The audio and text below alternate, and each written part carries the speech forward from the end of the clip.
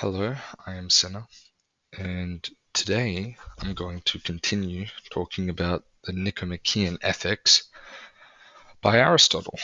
I just finished book 2, titled Moral Goodness, and I'm just going to sort of rattle off a bit of a summary and my thoughts on it. It starts off sort of talking still about virtue and trying to get an accurate, trying to sort of refine what they mean. So it starts off by making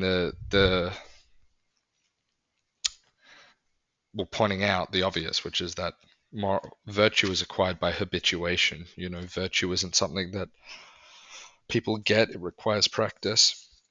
And then he goes on to basically say it's all based on context. What's a good action in one scenario might not be a good action in another, and so on. Um, which is fair enough. I understand what he means. It's not that he believes that virtue is relative. It's that, different circumstances call for different types of behavior, sort of thing.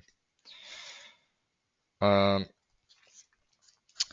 and then he goes on to talk about virtue, and pleasure and pain being a sort of guiding mark on virtue, uh, which I didn't really understand if I'm being completely honest. Then he sort of tries to define it more, saying that it's a disposition, right? That virtue is a disposition. It's sort of a behavior that you fall into from practice, less, and being deliberate.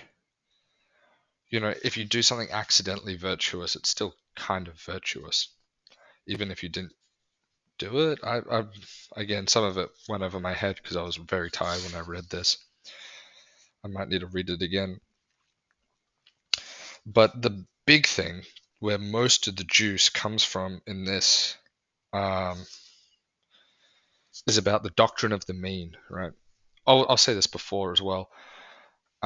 He still keeps on going on about how it's sort of human excellence and becoming the most proper form or the most functional human is what makes something good, right? But his big thing in moral goodness is about this doctrine of the mean, which is this idea that any, I don't know if virtue is the right word, but characteristic has if it's too deficient, then um, it is bad. But if it's sort of in too much of a surplus, I forget the word he uses. It's in excess. That's the word he uses. If it's in excess, then it's also a problem, right? So he talks about temperance. If you're if you have enough temperance, you're brave, right? This is the mean. If you're not temperate enough, you're a coward. But if you're too temperate, you're foolhardy, right? That's the words he uses. And he sort of just goes on about how you need to be finding this middle way and what that middle way looks like, and how it's sort of like a balance. And I tend to agree. I think in all circumstances, it's not necessarily like some things I feel like are just virtues in and of themselves. He makes this point at one part where he says that some things, no matter how much you have of it, it's just evil nonetheless. Um, yeah, he has a whole paragraph, a whole bit, but the rule of choosing the mean cannot be applied to some actions and feelings which are essentially evil, right? And then this he says like no amount of, um, you know, there's not, you can never have too much or too little depravity because depravity is just evil, right? And I would say for some virtues, I'd have to disagree with like this whole doctrine of the mean because I think some virtues in essence are essentially good. You know, some characteristics are essentially good in the same way he believes that some are essentially evil.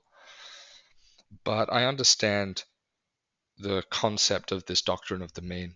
I think the main reason he's come up with this is based on this idea of things having the right context, right? So doing the right thing at the right place and at the right time, you know. Um, and a lot of actions which people label as virtues sort of fall into this category, you know. Like, let's say, for example, you're a judge. Being merciful is good, but being too merciful is bad because then it's not justice and you don't leave the victims satisfied. You don't do right by the victims. But if you're too heavy, then that's also injustice because now you're being um, too harsh on the penalties, right? So yeah, it's all about this doctrine of the mean. I thought it was kind of interesting. I'm when I read most of it, I was very tired, so I kind of struggled, but I got there in the end. And yeah, I don't really have much else to say. Um, I am Sina, and thank you for listening.